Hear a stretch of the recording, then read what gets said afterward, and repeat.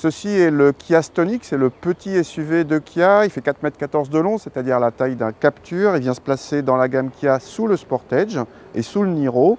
Il faut savoir que selon Kia, le segment des petits SUV sera en 2020 le premier segment d'Europe. Donc il faut absolument y être présent. Le Kia Stonic n'est pas un frère jumeau du Hyundai Kona, même s'ils utilisent la même motorisation. Le Hyundai Kona est proposé en 4 roues motrices, pas celui-ci. Celui-ci existe pour l'instant avec 2 moteurs essence de 100 ou 120 chevaux et un diesel. Pas de 4 roues motrices, donc pas de boîte auto pour l'instant, mais il y aura bientôt une boîte DCT à 7 rapports. On reconnaît une planche de bord proche de la Rio, la citadine de la marque, à l'intérieur, uniquement recouverte de plastique dur, mais correctement présentée pour la catégorie. Les inserts et surpiqûres orange égayent l'habitacle, mais sont réservés à la finition Launch Edition. L'équipement de cette finition comprend le GPS ou la climatisation automatique de série, mais le freinage automatique d'urgence est une option. À l'arrière, le Stonic accueille correctement 2 adultes, un peu mieux que dans un 2008.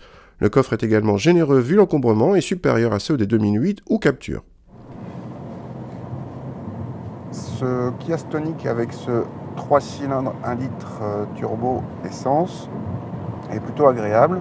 En fait, c'est un moteur qu'on connaît déjà, qui a pas mal de couple, qui est disponible. Dans le Stonic, qui est quand même assez léger, c'est largement suffisant. On a une voiture qui reprend bien juste avant 2000 tours, qui monte sans rechigner au-delà de 6000 tours. Au-delà de 6000 tours, par contre, ça commence à faire pas mal de bruit. La sonorité 3 cylindres, à part à haut régime, n'est pas trop présente.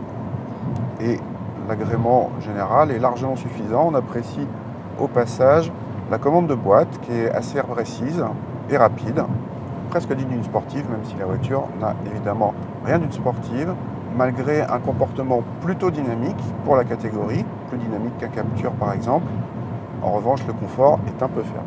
Côté budget, le Stonic est dans la moyenne de sa catégorie pour les consommations, sans plus. À noter qu'il consomme autant que le Kona, équipé du même moteur, alors qu'il est plus léger. En tarif, notre modèle d'essai s'affiche à 21 500 €, mais la finition inférieure appelée Active permet de passer sous les 20 000 € en gardant la climatisation. Les Captur ou 2008 sont plus chers, sans être forcément mieux équipés, et n'ont pas droit à la toujours unique garantie 7 ans.